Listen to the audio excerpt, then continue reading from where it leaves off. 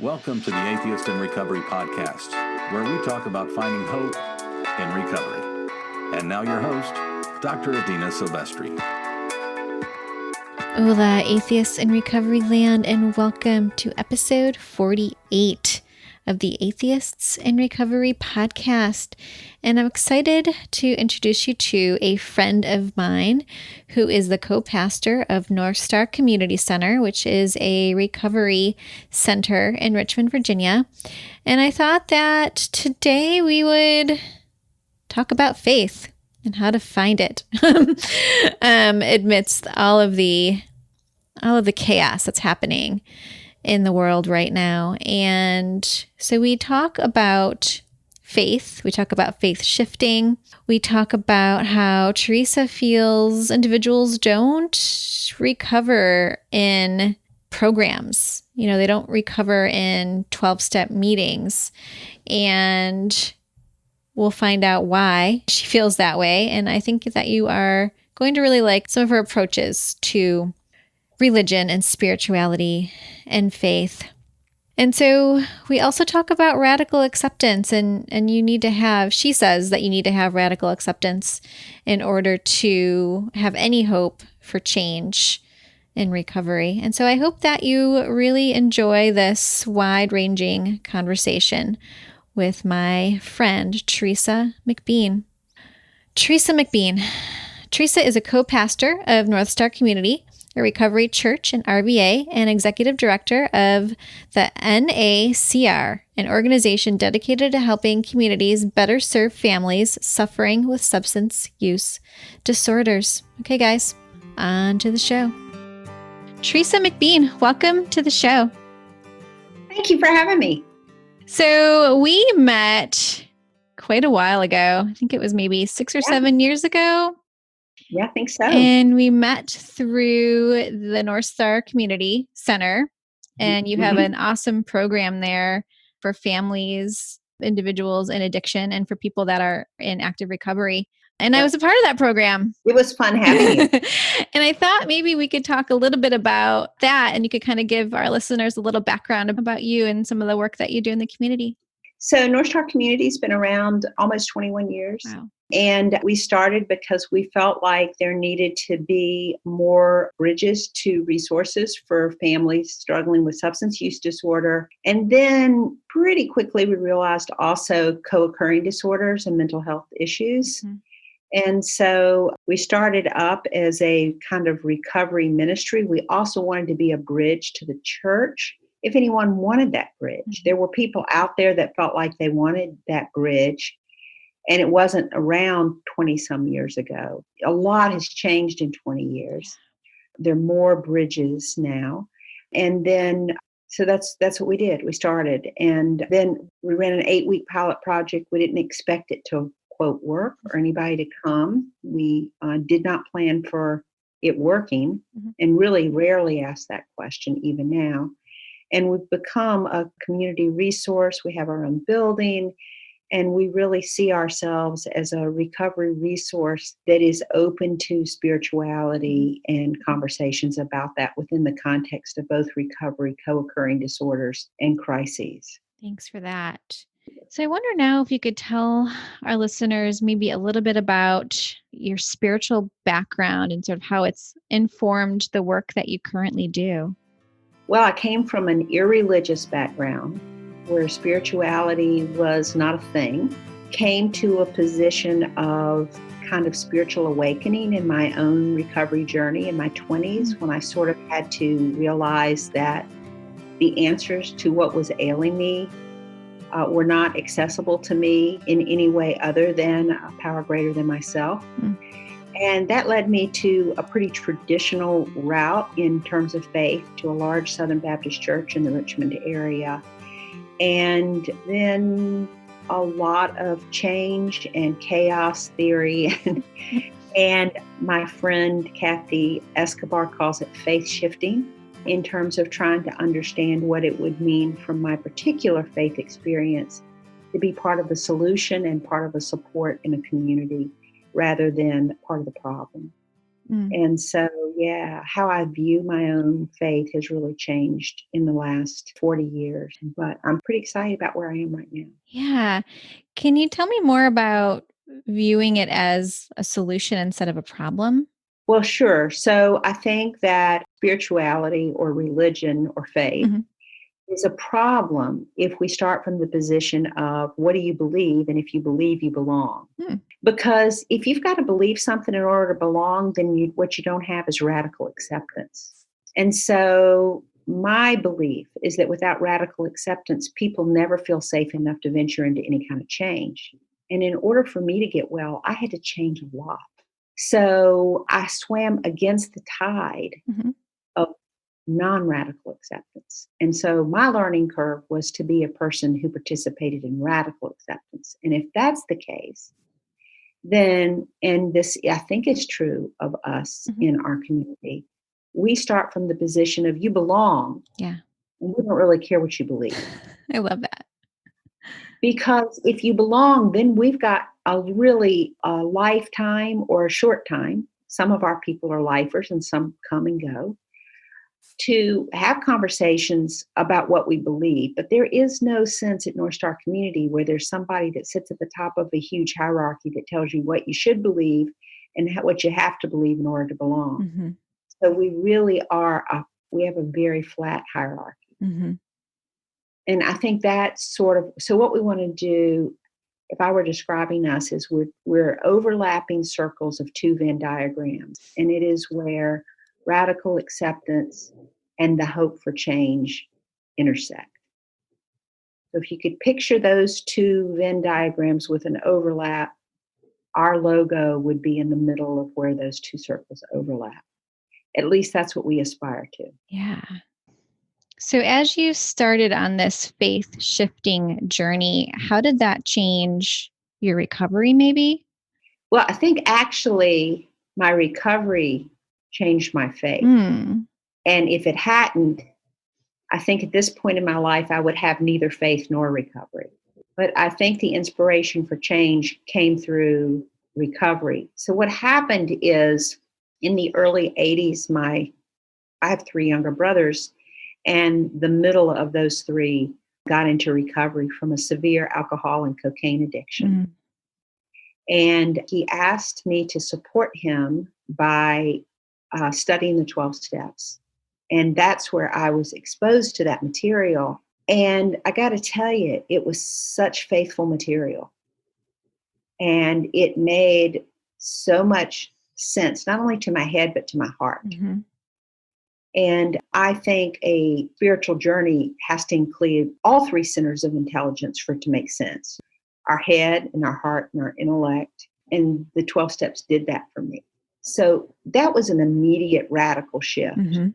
Because to me, the 12 steps were very, very focused things, right? And they weren't having arguments about what you believe. They had one purpose. You belong if the desire of your heart is to consider sobriety. Mhm. They don't ask people to be sober. Mhm. They don't ask people to succeed. They ask people to work the steps. And if you work the steps, eventually you get to service. And you get to this thing where you ask for conscious contact of your higher power and the power to carry out his will. I mean, that's, or her will, its will. That makes sense to me. Mhm. So yeah, that caused a great faith shift. That now I started having trouble with organized church. Mhm. The prerequisite of believing to belong was like, that doesn't even make sense. Yeah. And it began to also help me understand why we see so little change within organized religion, in my opinion. Mhm. Doesn't mean that people don't change, but it means that I've seen a lot more transformational stories coming out of the meeting rooms than I have out of my own experience with organized religion. Mhm. Organized religion just asked me to comply with beliefs and then suggested that if you believe this, do that. And if you believe this, do that. But no one ever said, I need you to be firmly rooted and grounded in belonging. And then we'll have a conversation, right? The service work, the conscious contact, that's all at the end Mhm. of maintaining belonging for a season of time. And it just made sense to me. And that's how we created our community. Yeah, that makes a lot of sense. To me as well. It's so frustrating to start with belonging because belonging actually requires you to practice radical acceptance. Can you Right? maybe talk a little bit for our listeners about what radical acceptance is? And I think I have an idea, but I'm not positive as well. So yeah, can you?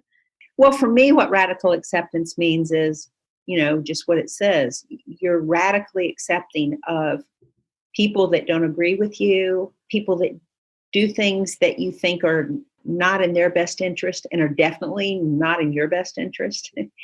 And that's the position you plant your flag on that stand. Now, there are a couple exceptions, like if somebody is not safe to community, right? Yeah. But in 20 some years, we've had to step out of radical acceptance for safety reasons 3 times. Oh, wow. In 20 years, right? That's not a lot. No. So I think radical acceptance is hard because now you've got to develop all these skill sets. You've got to learn how to listen well. You've got to learn how to tolerate conflict. You've got to be able to tolerate disagreement. You've got to tolerate when you perceive that somebody isn't appreciating you. Yeah. I mean, it's all these tolerances. And then with radical acceptance, then you are also sitting in a big pool of suffering, right? Because you're accepting people whether or not they are working a decent program, whether or not they're doing well. And so people die, people OD, people make very poor choices, and you're still camped in radical acceptance. You're still believing they have the absolute right to choose poorly. And even as we have this other circle, which is really committed to transformational change. So I'm kind of stumbling. I don't want to really use the word leader, but I think in point of fact, I am a leader in that community. You're always walking a fine line. You have to have radical acceptance before you are able to inspire change. But I don't think radical acceptance without inspirational change is also good for us, right? So you're always seeing where are you on the line. So, maybe I'm too radically accepting if we're facilitating a group and the groups are like, we don't know what to do. Why aren't you more helpful, right? Or I'm moving too fast in change if the group is saying, are you saying I'm the problem? Because if you're saying I'm the problem, I'm not down with that, right? So if they think I'm saying they're a problem, I've moved too far out of radical acceptance. It's really hard. I'm like all judgy McJudgester all the time. And it's just like, oh, yeah. It's really hard. Well, I'm thinking also it's radically accepting others and at the same time radically accepting ourselves and our limitations and our failures and our I think that's also equally, I guess you'd have to start with yourself first, right? Before you can start accepting others. Yeah, I think you do. Yeah. So I wonder if we could shift now to talk about this phrase that I've heard a lot recently. And actually it came to me in a podcast that I did, and I'll link to it in the show notes. But I kind of want to get your thoughts on this. Sober people say that religion is for people who are afraid to go to hell, and spirituality is for people who've been there. I love that quote. Do you remember who it's from? I used it in one of my books. Did you? And I the source. I did. I totally buy that. Yeah. I totally buy that. That doesn't mean that religious people cannot be spiritual. But if we're only looking at our faith lens through the lens of, again, a set of beliefs, creeds, tenets, I just don't think in terms of how humans grow, it makes it possible for a person who's thinking of religion in that way to be able to actually recognize that they are in or have been to hell, right? Because you have to be very well defended. If your principle is you've got to follow these tenets or else you're doing something wrong, then you've either got to lean into denial or self-loathing. I mean, there's just no place for change in that system, in my opinion. based on what I think it's required for people to actually be transformed. Mm-hmm. Yeah. And I think that probably a lot of the listeners would agree with that as well. I'm wondering if we could take our faith-based discussion to on a more global scale. And maybe just talk a little bit now about faith amidst all of this chaos and suffering that we're experiencing right now as we record this. We're in the midst of COVID-19. There are a lot of riots going on all over the world, really. Innocent people being killed. Yeah. Well, I think just like any other kind of crisis, the bigger it is, the longer it lasts, the more it exposes of what really is. And I think it has shown some of the severe limitations in our languaging around faith in general and also religion. I'm just reminded all the time on Facebook of, on all sides of the issue, the way we have doubled down on our certainty. Mm-hmm. And not been willing to be more curious. And I think that if you believe in a higher power, Mm-hmm. and I happen to believe in one that I think is extremely creative, I find it startling if we can't stay more curious. Mm-hmm. And we haven't been curious at all. We've been certain. We've been certain that we need to start churches up or not start churches, or we've been certain that, here's an example. Somebody told me recently that they thought that I was a very, very naughty person for not opening up North Star Community to meetings, because after all, in-person meetings is what gets people sober. Hmm. And certainly we know connection gets people sober, and part of that is in-person meetings. But I happen to have more faith in people than believing that connection has to show up in only the form of a 12-step meeting done the way we've always done it. I think those folks who have a little bit more sobriety time could be thinking and working on creatively saying, why are the meetings effective, right? And I'm applying this to whether you're talking about a worship on Sunday morning or whether you're talking about a 12-step meeting. Mm-hmm. Those of us who are a little bit older in our sobriety, have a little bit of experience, should be asking the younger folks who have less experience but maybe more creative ways of connecting. Mm-hmm. And we should all be getting together, young and old, and everybody in between, to say, what was it that worked about worship? What was it that worked about 12-step meetings? And how do we replicate that or even improve it during this crisis? If we did that, I think we would be less anxious. Because I think what it's revealing to us is that sometimes, in some ways, it's not everything, but it's part of it, we're addicted to our habitual patterns of behaving. Yeah. And that's not healthy for people who have problems with developing habits that aren't healthy. So I think we stand at a great opportunity. And I think that's what recovery teaches us, that we are people who can do that. We can trust our higher power to give us what we need, to do what we need, to serve others. And I think that this pandemic and all that has happened is showing us where we need to serve. Yeah. Yes. Agreed. Now we just have to take action. Yeah. And, I think taking action is what helps us not be antsy, helps us not be compulsive. We take action, we try, works, great. If it doesn't work, okay, we'll try something different. But you don't give up. Mm-hmm.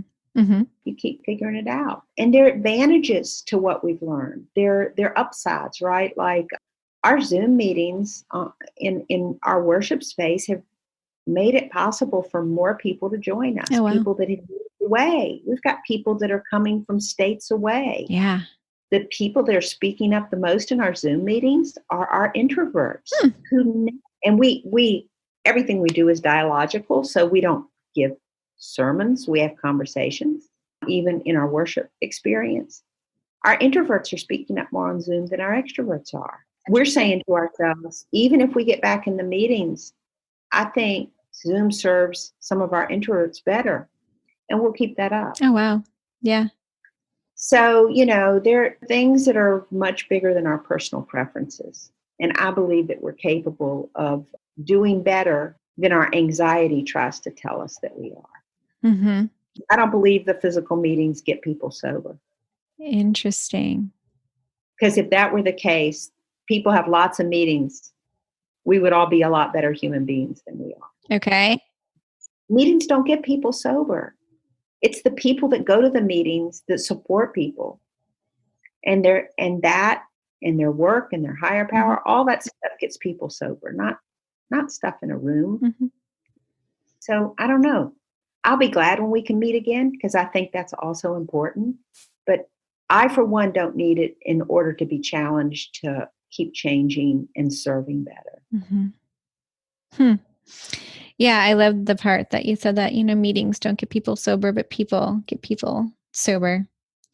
Mm-hmm. And I wonder how that then ties into faith, if we're looking at faith as a verb. And we talked a little bit about that before we hit record.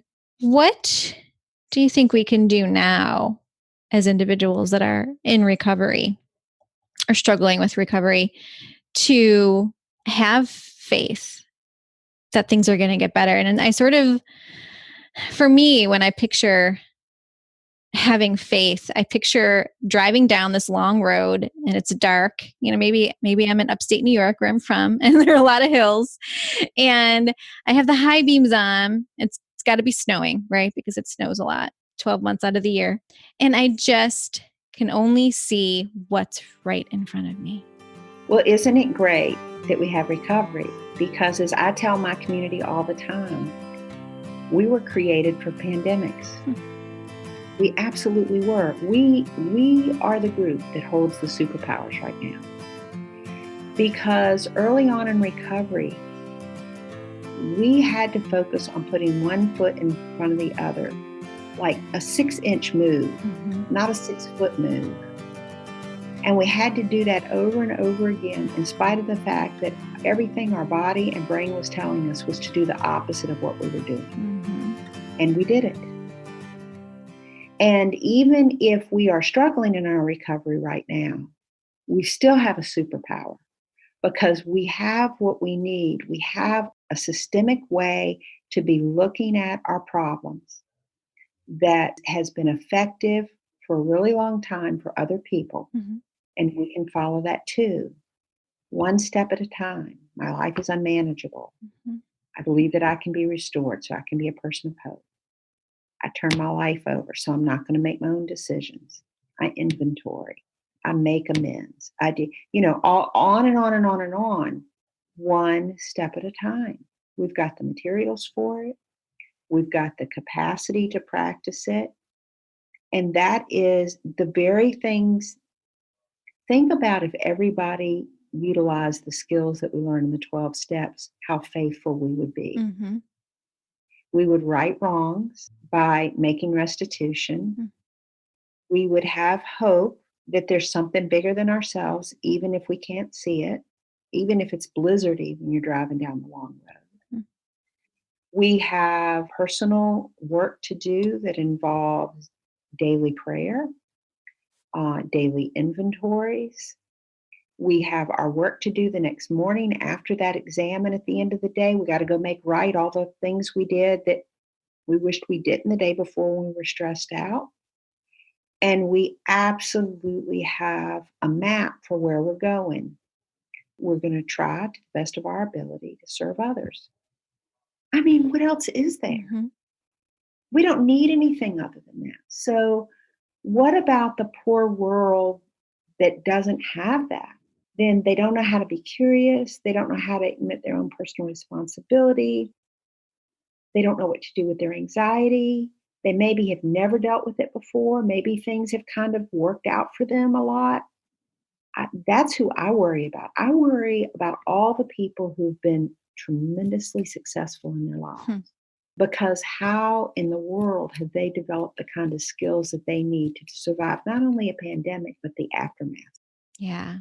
That's who I worry about. I don't worry about all us loose cannons out there who are working a recovery program, and sometimes that's the only work we do, right? all day. I'm not worried about us because we've got a map, we've got access to resources, we have phone numbers. Yeah. If not, we can get online. I mean, we've got resources. We're going to be okay. Mm-hmm. It's the rest of the world that I worry about. I love that. Well, Miss Teresa, it has been great having you on today. And I'm wondering if you could tell the listeners a little bit about how to find you on the social. Yeah, well, you could go on Facebook and find us at North Star Community in Richmond, Virginia. And you can contact me through email. It's just really simple. It's Teresa without an H at northstarcommunity.com. Or you could go to our website, which is northstarcommunity.com. So there are all sorts of ways to talk to us. And we'd love to hear from you. Anything we can do to be an encouragement, we will. Yeah, I truly believe that. All right. Well, thank you again so much for being on. Hey, and thanks for giving me a human to talk to today. You are very welcome. Thank you for listening to the Atheists in Recovery podcast. For more great info and to stay up to date, head over to atheistsandrecovery.com.